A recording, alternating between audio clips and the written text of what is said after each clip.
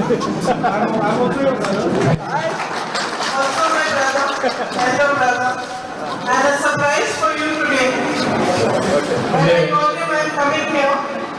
എന്റെ പ്രിയങ്കരായ സഹോദരി സഹോദരന്മാരെ, ഭഗവാനെ രാഹുൽജി അദ്ദേഹം പറയുന്നു, ഞാനും നിങ്ങൾ സഹോദരൻ തന്നെയാണ്. അപ്പോൾ എല്ലാവരെയും ഇന്നിവിടെ കാണുന്നതിൽ നിങ്ങൾക്കൊരു വലിയ ആകാംക്ഷയും ഒരു അത്ഭുതവും ഒക്കെ ഉണ്ടാവും ഒരുമിച്ച് വന്നത്.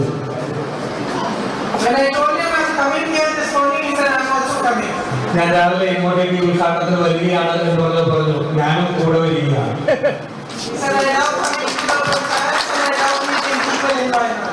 ഞാൻ അദ്ദേഹം പറഞ്ഞത്, ഞാൻ പഞ്ചായത്തുകളിലേക്ക് പോകുന്നത് എനിക്ക് വലിയ സന്തോഷമുള്ള കാര്യമാണ്, അതുകൊണ്ട് ഞാനും കൂടെ വരികയാണ് എന്ന് പറയുക. അതുകൊണ്ട് ഇന്ന് നിങ്ങൾക്ക് രണ്ട് പ്രധാനപ്പെട്ട അതിഥികളുണ്ട്. I would like to also mention and welcome Shri Siddiq ji, Shri Samsar Marakar ji, Shrimati Chandrika Krishnan ji, Shri P.P. Ramesh ji and all other members of the Panchayat and of the UDF who are present on stage today. ഞാനിവിടെ ഇന്ന് വേദിയിലുള്ള Kalpetta MLA Shri Siddique അടക്കമുള്ള മറ്റ് എല്ലാ നേതാക്കന്മാരെയും വിശിഷ്ടാതിഥികളെയും ഞാൻ സ്വാഗതം ചെയ്യുന്നു. It is an honor and a pleasure for me to be here today to inaugurate this auditorium. എനിക്ക് ഇവിടെ എത്തുന്ന വലിയ സന്തോഷവും ആദരവും ഈ ഉദ്ഘാടനം, ഈ ഓഡിറ്റോറിയത്തിന്റെ ഉദ്ഘാടനത്തിൽ എനിക്കുണ്ട്. I know that it has been something that your community has needed for a long time. ഇത് നിങ്ങളുടെ ഈ സമൂഹം ഏറെ കാലമായി ആഗ്രഹിക്കുന്ന ഒന്നാണ് എന്ന് എനിക്കറിയാം. And there was no place where you could collect to have meetings, to celebrate weddings and other celebrations before the construction of this auditorium. നിങ്ങൾക്ക് ഈ ഓഡിറ്റോറിയം നിർമ്മിക്കുന്നതിന് മുമ്പ് നിങ്ങളുടെ ആവശ്യങ്ങൾക്ക്, യോഗങ്ങൾക്ക്, അതുപോലെ കല്യാണങ്ങൾക്കെല്ലാം നിങ്ങൾക്ക് ഒരുമിച്ച് ചേരാൻ ഒരു സ്ഥലം ഉണ്ടായിരുന്നില്ല എന്നുള്ളതറിയാം. So I'm very happy to be here today and see that you have this new space which your community can use and that can be important and useful for you. അതുകൊണ്ട് ഇത് ഈ പുതിയ ഇടം നിങ്ങൾക്ക് ഇവിടെ ലഭിക്കുന്നതിൽ അതിന് എനിക്ക് ഏറെ സന്തോഷമുണ്ട്. നിങ്ങൾക്ക് എല്ലാവർക്കും ഒരുമിച്ച് വരാനും നിങ്ങൾക്ക് നിങ്ങളുടെ കാര്യങ്ങൾക്ക് നടത്തുന്നതിന് വേണ്ടി ഈ ഇടം നിങ്ങൾക്ക് ഉപയോഗിക്കാം എന്നുള്ളതിൽ സന്തോഷമുണ്ട്. And it is in a sense a double honor for me today because this auditorium is named after Woman Chandi. എനിക്ക് എന്നെ സംബന്ധിച്ചോളം ഇത് ഒരു ഇരട്ടി മധുരമാണ്, ഇരട്ടി ആദരവാണ്. കാരണം ഈ ഓഡിറ്റോറിയം ഇന്ന് നാമകരണം ചെയ്തിരിക്കുന്നത് ബഹുമാനായ ഉമ്മൻചാണ്ടിയുടെ പേരിലാണ്. This morning I was discussing with my mother, who is also here in Wayanad. ഇന്ന് ഞാനിന്ന് രാവിലെ വയനാട്ടിലുള്ള എന്റെ അമ്മയോടുകൂടി ഞാൻ ഇങ്ങനെ കാര്യങ്ങൾ സംസാരിക്കുകയായിരുന്നു. And we were generally talking about politics today, politicians today. And I told her that I'm coming here and inaugurating this auditorium in the name of Women Chandi ji.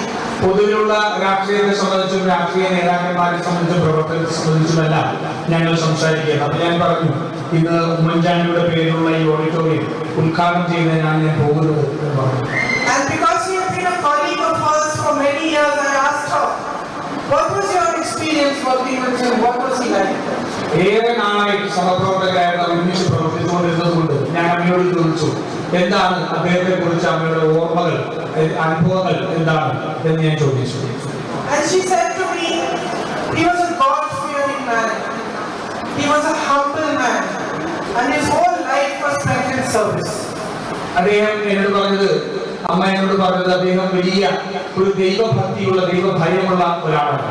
അതുപോലെ തന്നെ ഏറ്റവും വിനയാനിതനായ ഒരു മനുഷ്യനാണ്. ജീവിതം മുഴുവൻ ജനങ്ങളുടെ സേവനത്തിന് വേണ്ടി ഒഴിഞ്ഞു വെച്ച ഒരാളായിരുന്നു. She said he was a unique and അദ്ദേഹം അവർ പറഞ്ഞത്, അദ്ദേഹം ഒരു വളരെ ഒരു വ്യത്യസ്തതയുള്ള, അതുപോലെ തന്നെ വലിയ സ്വാധീനമുള്ള ഒരു നേതാവായിരുന്നു. the rarest quality he had was that he was humble and deeply compassionate towards people. അദ്ദേഹത്തിന്റെ ഏറ്റവും പ്രത്യേകതയുള്ള ഒരു സ്വഭാവം, പലപ്പോഴും കാണാൻ കഴിയാത്ത ഏറ്റവും പ്രത്യേകതയുള്ള സ്വഭാവം, ആഴത്തിൽ അദ്ദേഹം വലിയ വിജ്ഞാനത്തിനും അദ്ദേഹം ഒരു സഹാനുഭൂതിയും ഉള്ള ഒരു മനുഷ്യനാണ്. So it makes me very, very happy that this auditorium is named from whom all of us must learn. അതുകൊണ്ട് നമ്മൾ എല്ലാവരും പഠിക്കേണ്ട ഒരു മനുഷ്യന്റെ പേരിൽ ഈ ഓഡിറ്റോറിയം നാമകരണം ചെയ്തിരിക്കുന്നതിൽ എനിക്ക് അതിയായ സന്തോഷമുണ്ട്. And whose wisdom, whose contribution not just to politics in Kerala but to politics in the whole of the country will always be remembered and respected by all of us. ഈ രാജ്യത്തിന് മുഴുവൻ അദ്ദേഹത്തിന്റെ വിവേകവും അദ്ദേഹത്തിന്റെ സേവനവും ലഭിച്ചിട്ടുള്ളത് എല്ലാ കാലത്തും ഓർമ്മിക്കപ്പെടുന്നവരായിട്ട് സംശയമില്ല. As you might know, I am here in Wayanad for 12 days. നിങ്ങൾക്ക് എല്ലാവർക്കും അറിയാവുന്ന പോലെ ഞാൻ കഴിഞ്ഞ 12 വയനാട്ടിൽ 12 ദിവസക്കാലത്തേക്കാണ് വന്നത്. And this is one of the few formal programs that I have done. അതിൽ ഒരു ഔദ്യോഗികമായ ഒരു പരിപാടി ആകെ ഞാൻ ഇതിലാണ് വന്നത്. I have spent most of my time in the last 8 or 9 days meeting all of you, coming to your homes, understanding what your problems are and how we can resolve these issues together. കഴിഞ്ഞ 8-9 ദിവസക്കാലമായി ഞാൻ എല്ലാവരെയും കാണാൻ ശ്രമിക്കുകയായിരുന്നു. പലരുടെയും വീടുകളിലേക്ക് എത്തി പല ആൾക്കാരുമായി സംബന്ധിച്ചുകൊണ്ട് വയനാടിന്റെയും നിങ്ങളുടെയും പ്രശ്നങ്ങൾ എന്താണെന്ന് പഠിക്കുകയും അതെങ്ങനെ പരിഹരിക്കാൻ സാധിക്കും എന്നുള്ളതിനെ സംബന്ധിച്ചും ചിന്തിക്കുകയാണ്. I don't want to speak for too long today because you'll all be waiting to hear my brother as well. So I just want to say ഞാൻ അധിക നേരം സംസാരിക്കാൻ ആഗ്രഹിക്കില്ല, കാരണം നിങ്ങൾ എന്റെ സഹോദരന്റെ വാക്കുകൾ കൂടി കേൾക്കാൻ വേണ്ടിയാണ് പ്രതീക്ഷിക്കുന്നത്. that I do know that this area during the rains gets flooded and becomes isolated.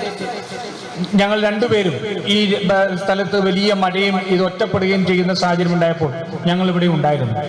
And that our party and our leaders, our MLA and those leaders who are in the panchayat are making efforts to build shelters here.